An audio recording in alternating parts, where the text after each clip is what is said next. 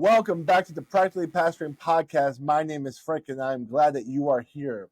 I am in Tampa, Florida, with my friends Andrew Larson and Timothy Miller, and this is a permanent stay. So, Andrew and Tim, hello. What up? Hey. Good to see you, buddy. He's like right out of frame there, but he's here. We're all together. He's in the room. Yeah, I'm in the morning. Why did you make the person of color not have the cool background? That's weird. Tim wasn't willing to give up his seat. I mean, Tim's the boss. He could do what he wants. Anyways, I'm in the Morning After Ministry studios.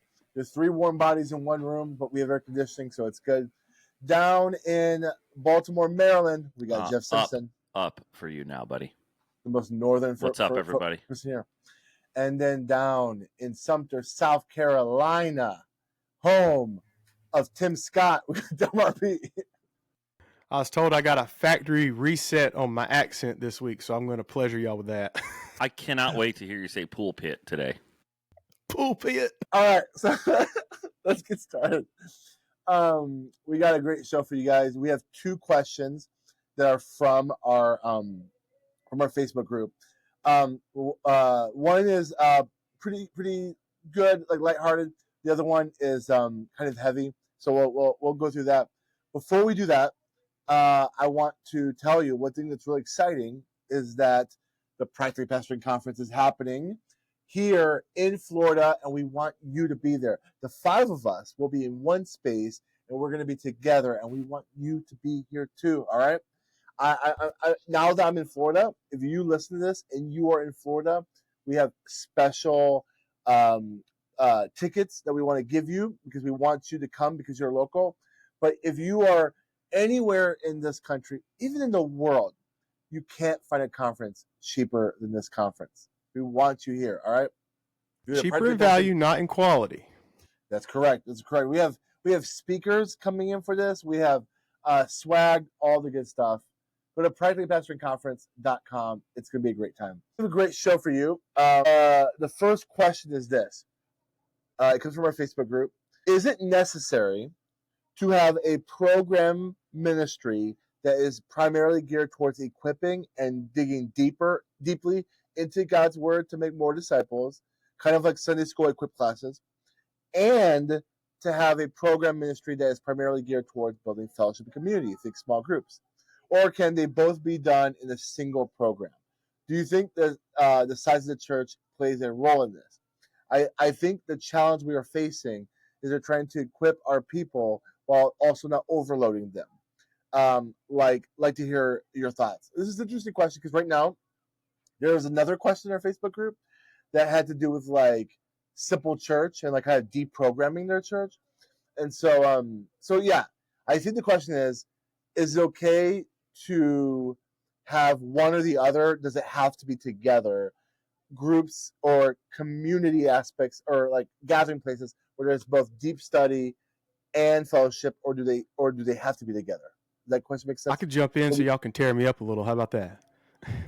I would say a couple things you need to consider is what's the program you got, what's the culture of your church, and what's the vision of your church, mission, vision, values, everything. So those things got to be in alignment. I know at our church, we are very, very heavily on making disciples. So that component is going to be in everything we do. Now, I was saying the traditional, because this is about children and student a lot. In the traditional models that I was taught at Charleston Southern University, is blending the 2 models is not effective because it seems like a bait and switch because you get people there for fun and then you get them serious. I would also say that's in a culture that's not Gen Z and beyond that, where a lot of the students come today are like, they're wanting to know some truth. That being said, you got to have some place for some fellowship to happen. We saw that these things seemingly happened in first century church, right? They would gather, break bread, that's fellowship, and then they would listen to the teachings. So if your church is a model that is more geared towards, the masses, a lot of times it's going to be harder to do that, to have a big sit down, because you're not getting those numbers that your boss wants you to get necessarily. So what we decide at our church is, listen, we want people to come, they're guests, they're visitors, and we do try to make it accessible. That's one thing I would say when you're teaching. Use the big words, use the theology, but make it accessible. Make sure that you explain it maybe a little bit more, or don't go so fast with it.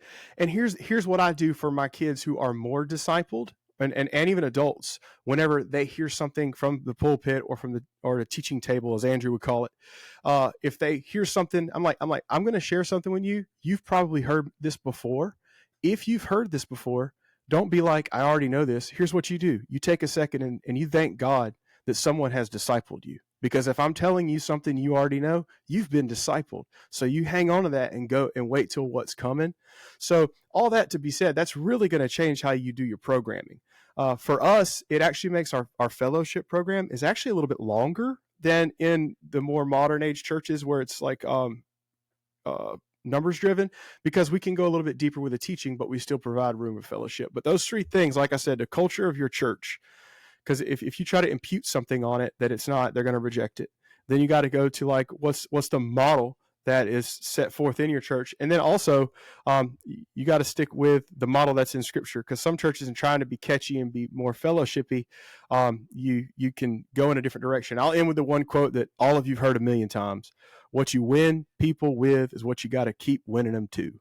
So, if you throw a kegger at your church every Sunday to get people to show up, you're going to have to keep the kegger in order to get them to retain. And I'm going to tell you, as somebody who's been in that other environment of having a high fellowship program, me personally, that was the most stressful environment. It was very anxious, because you don't know if your people are going to show up every week. Because are they there for a fun time?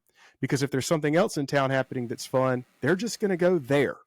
They need to be coming for something with some substance. So I'll just offer that to you, and then y'all can chew it up. Yes. I don't think you need to split these programs. I think the more fun your teaching and discipleship time is, the more fellowship people are going to have. People connect over things they enjoy. Just like you are closer friends with that person that's passionate about the same sports team that you are, you will have better fellowship with people who are being discipled with you. These things go hand in hand. They are one and the same. And I think if you split them, you do a big disservice to both. But I would also say there's nothing wrong with adding a fun element into the way that you preach, into the way that you disciple, into the way that you do whatever it is. Again, Jesus never had bigger crowds than he did when he was handing out fish and bread. So if you can't do a better job than Jesus, you probably shouldn't try to reinvent the wheel. Attach your fellowship time with your discipleship. We had one of our biggest Sundays of the year yesterday, because we have a big Thanksgiving dinner a few weeks before Thanksgiving every year. And so we had a bunch of people that we might only see once or twice a month that they weren't going to miss yesterday, because it was our food time. So find a way to make it excellent in whatever that it is that you're doing, and know that you're going to have deeper fellowship if you have deeper teaching, and know that your teaching can be deeper if you have people that genuinely like and love each other. I think I actually jumped into the comments on this one, and basically what I said is, at our church, I wouldn't split these hairs. I wouldn't worry about it. I do think the size of a church does play a role, because that affects the resources you have with which to teach classes. If you're in a bigger church, I'm going to assume you have a little bit bigger of a pool of people who could potentially teach. So that's a part of it. But for us, it's kind of like things happen in seasons. And so during the course of a year, right now we have a guy who has, multiple biblical degrees and language degrees from higher, places of higher learning and theology and stuff. And so he's got multiple Bible degrees, and he's teaching a class on how to read the Bible in context. But he's using Romans 1-3 as a case study. And it's pretty high level stuff. And we're studying a lot of contextual things, and he's pretty on the forefront of the scholarly conversation. And so that is happening for, I believe that class is going to be a total of 8 or 9 weeks. So that'll end in December. And then we'll take a few weeks off for Christmas time because people are busy. And then that Thursday evening slot will jump back to small groups. And in the beginning of the year, we do an emphasis on prayer with our denomination, and then we'll probably jump into another class. He developed like a set of 10 or 12 courses that are all 6 weeks long that we're just going to offer every 3 years or so. And so there's on-ramps for that and off-ramps for that. And then there are small groups that run on Thursday nights when those are not happening. Now, down the road, Is it possible that we'll start to do small groups again in houses, and those can be different nights of the week? Absolutely. But I don't think that, to me, the question is sort of a category mistake. You're asking a question that honestly, it's okay to you can just do both. They don't have to happen at the same time. They don't have to always be running all the time. Believe it or not, you can make disciples without having a program to do it. Having said that, having a program to do it is probably going to be more effective, just because you're going to have targets on the wall, and you're going to have things that you can measure. So that's really important. So for us, we have 3 values of worship, community, and mission, and all of those are sort of intermingled all the time. And so obviously worship is going to be an emphasis on corporate worship and on sort of that gathering. And then community is that emphasis on our fellowship together. And then mission is our sort of, going out from the church into the world. But all of those are happening in all of those environments. So just think of all those environments as places where any of that stuff can happen. And then it kind of frees you up to see, what does your church, what if you're at a church that literally just doesn't have any other teachers in it that are gifted except you? That's possible in a very small church. Or you might be in a small church like mine, where you've got people with multiple Bible degrees, more than you have as the pastor, who are like, hey, I would like to use my gift and teach. And I'm not going to say no. So we just figured out space for that to happen. But we also realized, if we do multiple nights a week, people are not going to come because they're very busy. And so the reality is, you just have to figure out how to call people to something different, yes, but also work within their time. And I don't want people at the church every day. I want them knowing their neighbors. So we're also trying to balance that as well. So that's kind of where I'm at with it. I see the church year as an opportunity for ebbs and flows of different kinds of teaching, because lecture style formalized teaching is important. Preaching is important, and also the kind of learning that happens in like a small group where you're just kind of going back and forth with a little bit of guidance is also really good. And also don't forget that Jesus trained his disciples after he sent them out on mission. So he sends them out 2 by 2, they come back and they have these issues, and he trains them in that. And so there's that opportunity as well. So I just would, to make a long story short, my idea is just kind of be free and do all of it, but you don't have to do all of it all the time. Yeah, I'm actually really with you on this one, Jeff. We have both because we can. We have some gifted teachers. One of our elders is a former professor at Trinity College, so you guys' alma mater. He does a great job with some higher level education classes for us, almost seminary level. There's only a handful of people in the church that are interested in going down that road.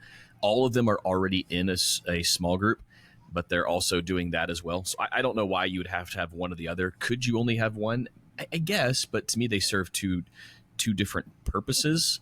I guess, kind of like what Dell said, depending on your mission, vision, values, maybe they could exist as one if you didn't have the leaders or the resources or the teachers to do separately. But for us, it works well to have our home group system, which runs for most home groups about year round. Some of them take the summers off, but most of our home groups meet once or twice a month, some more frequently, some less frequently. And they're a very different purpose than heavy seminary level training, you could say, whereas we have those classes available too. Does that make sense? Yeah, I think that makes a lot of sense. And just hearing you guys, where I tend to land is a lot like y'all. There's no biblical mandate. This is how you do it. The mandate is it must be being done. So as a lead pastor, one of the things I would just be very close in monitoring is, what are your measurements to make sure these things are happening? And not just, oh, we have an offering of groups. Okay, how do you know your people are connecting in fellowship? I was in a church one time. I went to my lead pastor. I said, listen, we say one of our core things here is growing character, which is in the lines of discipleship. I said, can you give me an outline of how I can assess my congregation to know if they're growing in character? Because I feel like that's a very important thing if we're supposed to do that. And he said, well, it's such a subjective thing. The only thing we can determine is where people's hearts is, their money goes. So the only way we can tell if people are growing in character is by checking their tithe every month. So that every staff member, the only measurement for growing your depth of your discipleship in my former church was checking tithe.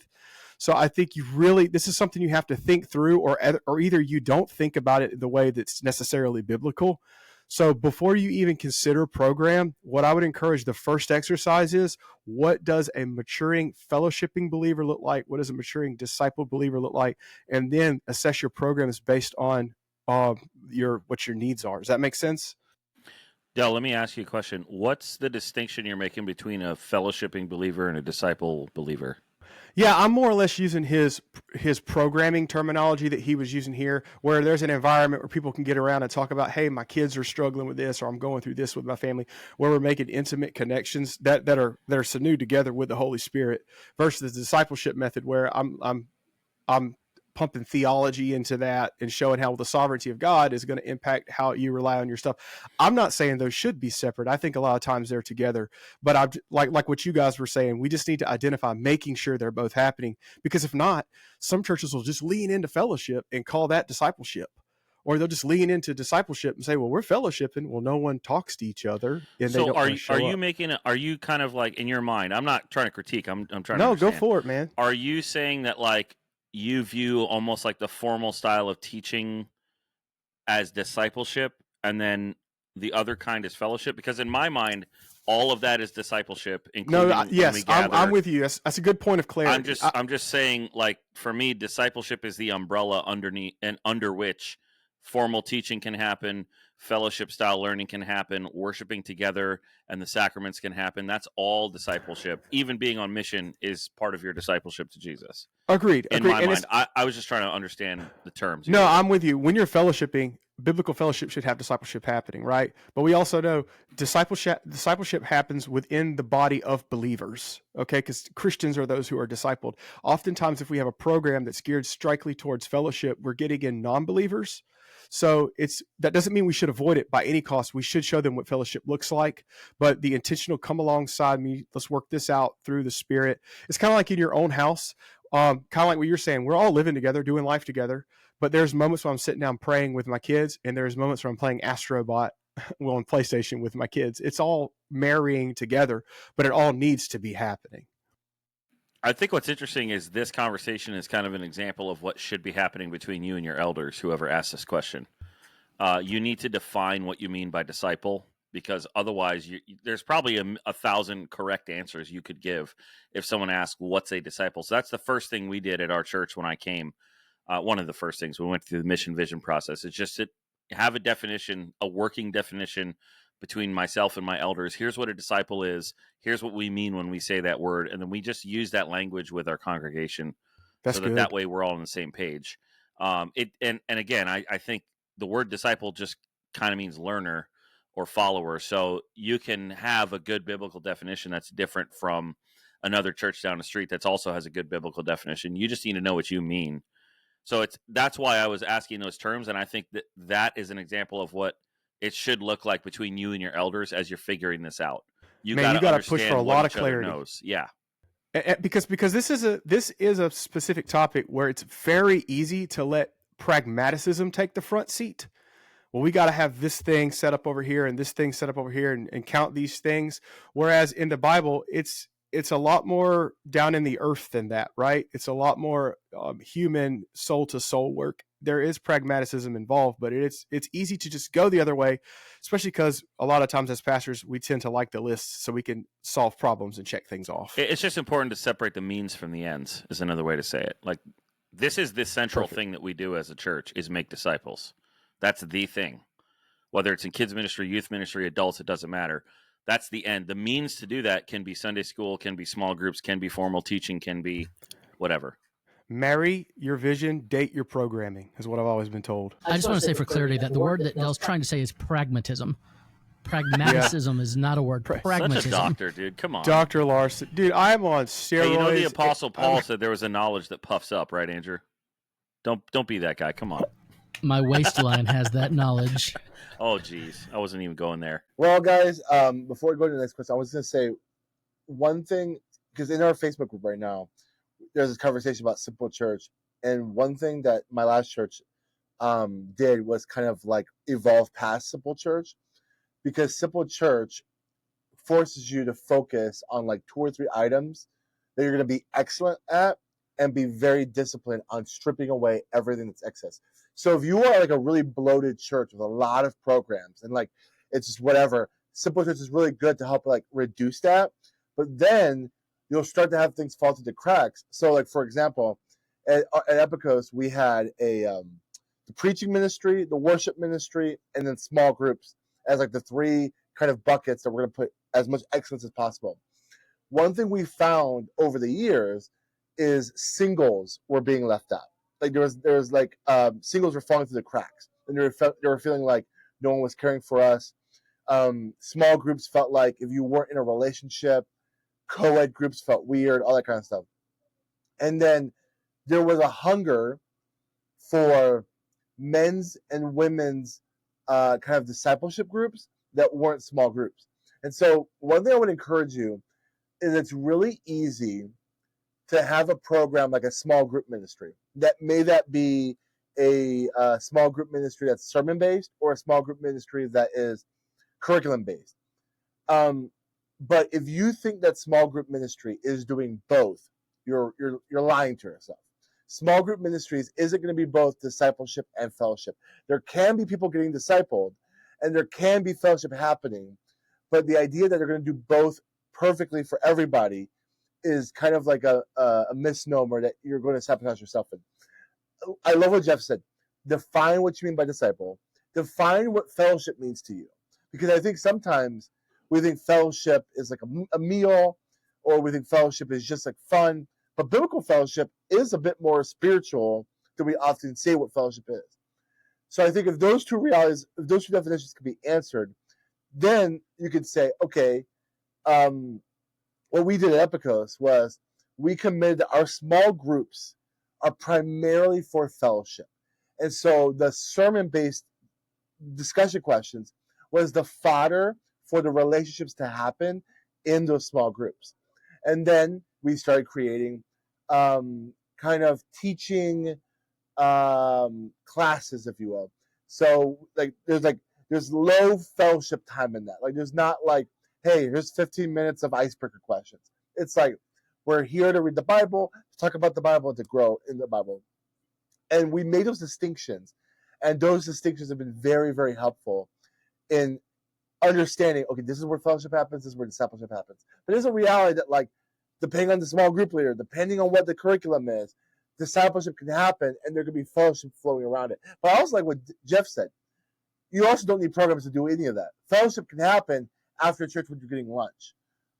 Discipleship can happen when you're getting coffee with someone and you're pouring into their lives with God's word open, right? Like, so I think this is like a bit of a fluid conversation, but as a leader of a church, you do have to think about programming. And I just want to encourage you to not deceive yourself in thinking this one program is going to do both well. The reality is no program is going to be able to take care of every congregant in your church well. So you do have to think about that when you're having this discussion. Right now in my congregation, and this is particularly with prayer ministry, but I think this could apply to any conversation about discipleship as well. There is a distinction between like the program and the culture of that thing in your church. This is probably similar to the means in the end.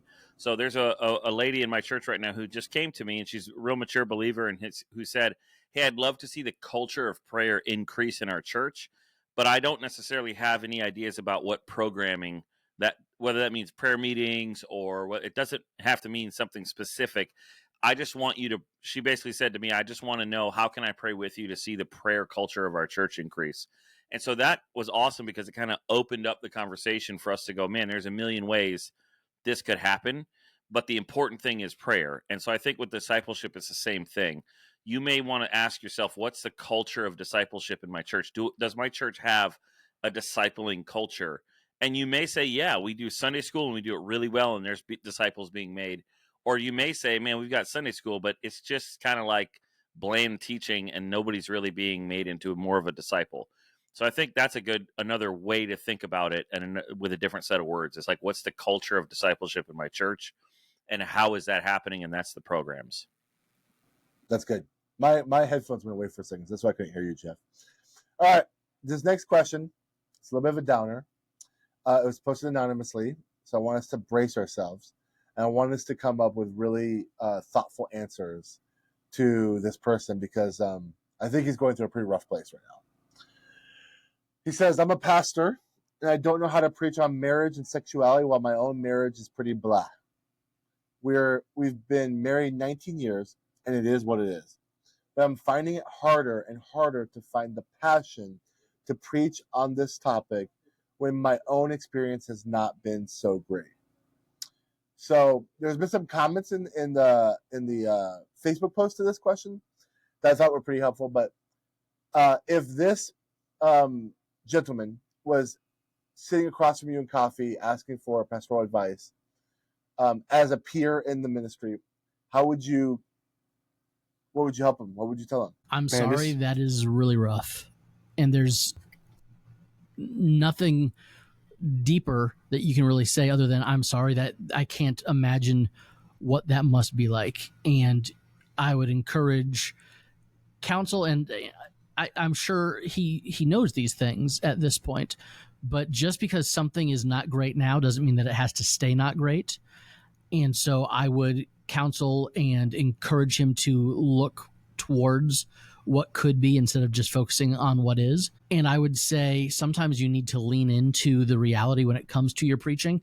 Hey, we don't get this right. We don't have this perfect in our marriage. And you also don't want to throw your spouse under the bus. So I think you gain a lot of traction by telling people what it's actually like instead of trying to pretend like everything is rosy and hunky-dory. But you could also bring in another preacher to preach on specific topics. But primarily, I would say, man, don't settle for how it is or how it has been. And if that means, hey, I'm going to hit pause on my ministry for a season, and I realize that seems like a pie in the sky idea. Like, who can just step away and go get a secular job for a few years while things get better or get normal? I don't know. I don't know what the situation is with kids. I don't know what the situation is with your spouse's employment. There's a lot of other factors here to contend with. But Paul talked a whole lot about marriage, and by all accounts, he did not have a beautiful, peaceful marriage. Some would say that he was likely divorced or widowed to be in his role as the Pharisee of Pharisees that he claimed to be. But there's clearly no evidence of a spouse in most of his writings. So he either just never had it or had an unhappy marriage. We don't know what went on there, but he talks a whole lot about marriage from a place of authority, not as someone who is in that ideal marriage. Sometimes contrasting between what is real and what is ideal is what gives you the tension that will actually propel you to have that compelling sermon. So I think it's possible to preach on it as an aspirational, this is what I want for you, this is what I want for myself. But I also think sometimes you need to take a step back and say, hey, honey, we need to get this figured out because yeah, I can be a pastor for 40 hours a week, but I'm going to be your husband for the next 40 years. Let's get this figured out. Yeah, I'm with you on that, Andrew. My first thought would be, why do you feel the need to have to preach on this right now, unless maybe that's the specific text you're going through? But if you were sitting across from me at the table, I would say let's focus on the marriage. Like, before we get to the preaching, like let's start there. What's going on? Are you guys open to seeing a marriage counselor? Are you open to getting help to getting this issue solved? I'm with Andrew. Just because something is the way it is right now doesn't mean it has to stay that way. I would hate to have to stay in that state for a prolonged period of time. So praying for you, praying with you, buddy. But my first advice would be, before the preaching, to work on the marriage. Let's start there. But again, like Andrew said, like I think preaching from a place of vulnerability carries a lot of weight, and it's very authentic in our preaching. We should be vulnerable. I think there's a fine line there too, though. So definitely praying. I had ironically, I had a minister in this town sit down with me about a month and a half ago, maybe 2 months, at a coffee shop, and pretty much told me this. And I'll be honest, I didn't even know it was coming. I didn't know what to say, because when you say it is what it is, there's so much under that. That's an iceberg statement, right? So there's a lot of issues. Intimacy is always one of them. Attractiveness could be one. Personality could be one. And you don't know. And I think that having someone for this guy, I want to encourage you to find a pastor for you who you can talk to, because pastors need pastors. And And this guy I've been talking to, he ended up having a real big sit down with his wife and just said everything. And he even talked about how hard it is even to start pursuing again when you haven't been pursuing the right way in so many years, and how awkward it can be, and just encouraging to push through the awkwardness. And having a pastor by your side to meet with you once a week to talk about that is massive. So I would do that. As far as his question about speaking to his church, I don't know about you guys, but God has grown my soul so much by pushing me to preach in the pulpit, because that truth has to dig into me as the communicator, and I can't be hypocritical. I have to be authentic. So if I'm struggling in my own marriage and we're going to be talking about it, that could be a fruitful conversation that you're having with God over a season that your church is getting to benefit with as well. And like Andrew said, we don't have to throw family and stuff under the bus, but oftentimes what we preach on, we've not perfected, but what we preach on, God is perfecting it in us through the studies that we do. And you never know, this might even be an opportunity for someone in your church who may have a gift of discernment to come and love on y'all. And you just don't know what's going to happen. I think you're wise in realizing you shouldn't neglect the responsibility of teaching about family, about marriage, because we look at, that's the first authoritative institution God established in Scripture, was husband and wife, and that's why that's a cornerstone thing we can't be avoiding. And he's wise to know that. But I think you guys nailed it. There's a lot, his heart behind the pulpit has to start being postured in such a way so he can hopefully bring that to the pulpit. Yeah, I think to go back to the sort of word picture of like, what would I say to this guy in that coffee shop setting? I think the first thing I would want to talk to him about is counseling. Have you seen a counselor? Are you open to that? I would want to know if his elders know this about him, because I think that's an extra burden to carry. If you are in a church where you don't trust the other leaders that are around you to be able to say, hey, my marriage is not great right now, that puts a huge extra burden not only on you, but also on your wife, because she kind of then is forced to almost play a role like everything's perfect all the time and she's the perfect pastor's wife. And that's just not the reality of life sometimes.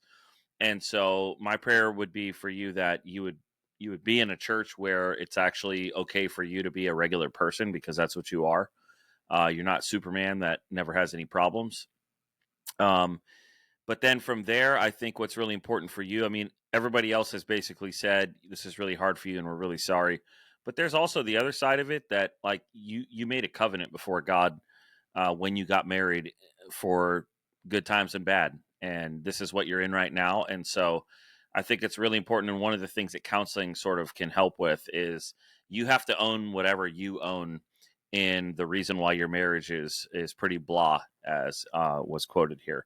I'm almost positive that there is something going on that you can change about yourself, a perspective you can change, maybe a habit you can change in your own life that will have effects. It can be all the way down to simple things like exercise and sleep and the way you eat.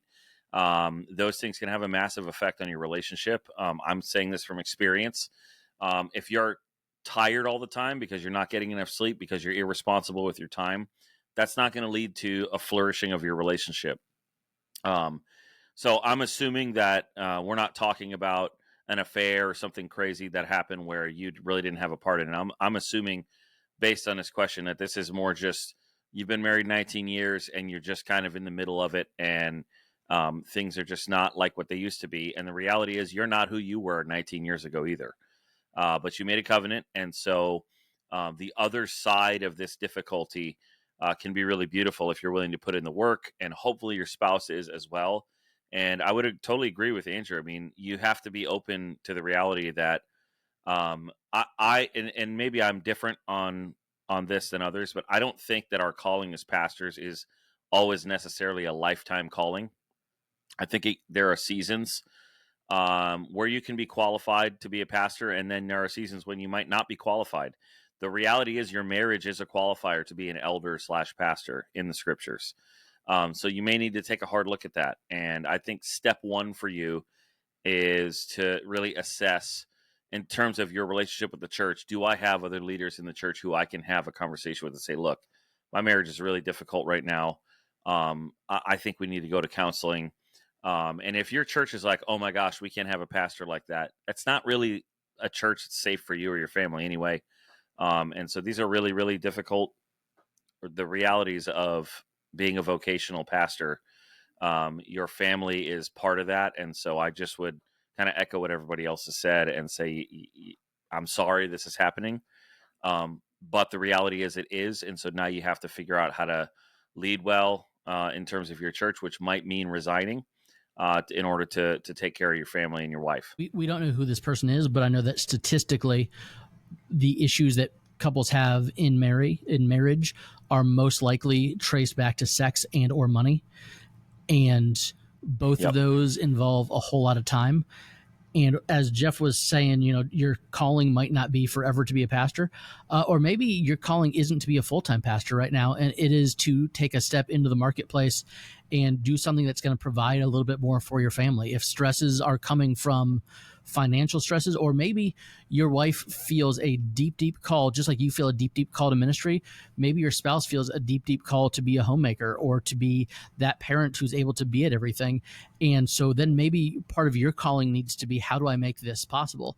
I don't know if that's one of the issues in your marriage that you're talking about, but I think a lot of times pastors' spouses are asked to take one for the team. And hey, do you know what? Your dreams are kind of going to go to the wayside right now because I'm called to do this. And because I'm called to do this, everything that you want to do doesn't matter as much. And again, I'm speculating. I don't know that that's part of the role. And maybe you are married to someone that has their own struggles and you've done everything you can, in which case any advice we give isn't going to help. But if you're someone who's listening to this and you think, if my wife would just get off my back about the money that we need, or, what she hopes and dreams for our next house, maybe it's time to not leave ministry altogether, but to say, hey, I'm going to be a 15, 20 hour a week pastor, and I'm going to be a 40 hour a week something else that's going to make it possible for my wife to stay home. Because in this season, what we need most is stability, and what my wife needs is time and security. Because I am married to someone who stayed home for 11 plus years when our kids were little, and then went back into the classroom full time with very, very little notice. And the time that we have together now is very different than it was before she went back into the classroom. It's not worse, it's just different. And if we were not at a place relationally where she had to go back into that classroom instead of deciding to go back into the classroom, I think things would be different, and there might be some resentment there. So maybe a next step is to say, what in your mind, sweetheart, honey, person I've made this commitment to and covenant with, what in your mind would make things easier for you? And then as the husband, as the provider, what can you do to make those things happen? And sometimes that means dying to self, laying down what you want, what you think are your rights for the good of your marriage. That was really good, Andrew. I do think what everyone says is true. Like, your marriage comes before your ministry.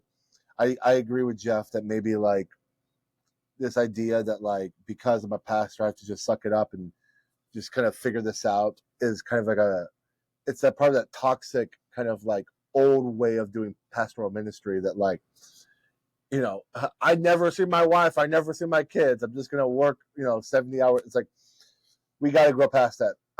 So assuming what Jeff said, it's not like infidelity or some like grievous sin, and this is just like over time, things have drifted, things are not the way they should be, that kind of stuff. I go to counseling. One thing that like I feel like, and maybe it's just me, and so maybe I'm like the center of the five here, but like sometimes I need to be like audibly told, hey, if you were to pastor someone in this situation, what would you tell them?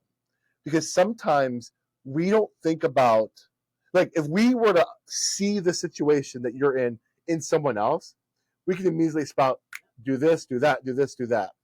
But like, because we're in the middle of it, we like struggle to like see that for our own self.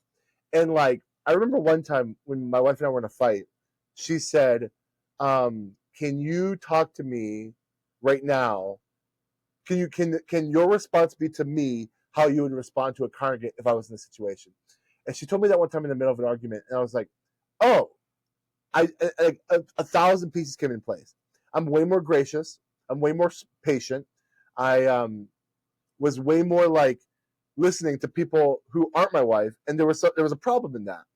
And so now, whenever I'm in a conflict with my wife, I do like slow down and think to myself, if I was pastoring me right now and I felt the tension I'm feeling, what would I encourage them to do? And like Andrew already said it, die to yourself. Like I would like constantly be thinking of like, okay, if marriage is a reflection of Christ in the church and Christ is sacrificing himself for his bride, there's going to be, if the conflict is like, I'm not getting what I want, or I'm not being fulfilled in this way, I need to die to my flesh, die to my pride, and like that. There'll be some other aspect of like, I need to be more patient and slower to speak and things like that. I will say this, as someone who's been overweight most of my life, almost all my entire life, I've felt that like tension of, oh, I can't really preach on obesity or gluttony. And then as someone who doesn't have kids, I feel like I felt the past of like, oh, can I really speak on parenting and like that kind of thing? And I forgot who brought it up. Was it you, Tim? Was it Delmar? Someone brought it up about how Paul was single. Was it you, Andrew? I don't know. Is that true? And like, yet somehow he still had a lot to say about that. We have to be honest. As pastors, we can do the study and prayerfully understand what we need to preach on any topic, even if it's not being like fulfilled perfectly in our lives. I think oftentimes the reason why we don't want to talk about it is either guilt and shame, or because like we feel there's a sense of hypocrisy. But the reality is, at the end of the every day, every Sunday morning, it's a sinner preaching about the beauty and the holiness of God in light of the gospel to other sinners. So there's always going to be an element of this message I'm teaching is for me as much as it's for you, right? And so I've realized that, like, you know, if I'm going to preach, if the passage I have talks about gluttony, I'm going to talk about gluttony in a biblical way. And if that shows me to be a hypocrite, that's an opportunity for me to be vulnerable in that situation. Be like, yo, I struggle with this. If it's about parenting, I'm very clear about like that I don't have kids. However, I've seen these truths in other parents and what we see in scripture. And I think in the same way, it's like, if you're feeling the tension that your marriage isn't where it's supposed to be, then I'm assuming that you know where your marriage should be, and therefore you know there is some sort of standard or reality that you could teach on this. Again, I'm not saying that you have to teach on this. I don't think that like you're like, I don't know, maybe you're in 1 Corinthians and you're about to get to those passages about marriage, or Ephesians or something. And if that's a reality, that's a reality. But I think that like assuming that you're just having maybe some communication issues, some intimacy issues, maybe financial issues, those are things that can be worked on, and therefore you can still talk about it. You can still preach about it. But I just want to like this idea of like I can't talk about it because I'm not perfect in this. None of us are perfect in any of this, and so like why would we pretend to be? So, anyways, any other thoughts around the horn? I want to say whoever this person is, if this would benefit you, I would love to offer you a free ticket to the Practically Pastoring Conference. And I want to encourage you that the only way I will give this to you, is if you bring your wife to Florida with you and get your church to pay for this, to get your church to pay for you to come to Florida, like get a hotel. Let your wife be a part of the pastor's wife's things that we're going to do so she can be poured into and cared for. And then you could be around other men who can like pour into you to help you walk into this. Because maybe, like folks are asked, does your elders know? Do other pastors know? As much as we love to talking about that, I understand the tension of like, I'm not comfortable. I'm nervous. What if I bring this up? If you come to the conference, it's a safe place. You'll be able to be very vulnerable and talk about these things. And my prayer is that if you get a free ticket, your wife will be poured into, and that week away from responsibility from the church, somehow you can cultivate a a time of intimacy that can maybe rebuild some stuff. If you're willing to engage with us in this, you can message me directly or any of the guys on here. We can even work on helping you plan what your time in Florida can look like. So with that being said, if you feel like any of us is too harsh or too critical, no, we love whoever you are, and we want your marriage to succeed, and we want your ministry to succeed. We want your marriage to succeed more than your ministry, and I think that's the proper ordering of things. And so I'm offering you a free ticket to the conference, but you can only get the free ticket as if your wife comes. So that might have issues with work, but I want you guys to come. Anybody else? Anything else you want to share for this guy before we wrap up this podcast? All right. Well, this is the Practically Pastoring Podcast. Next week, Andrew, are you going to join us next week? I will. I will be remote. I'll be using the mic that you're using today, and I will be calling in from beautiful Edinburgh, Scotland. All right. Sounds amazing. Sounds good.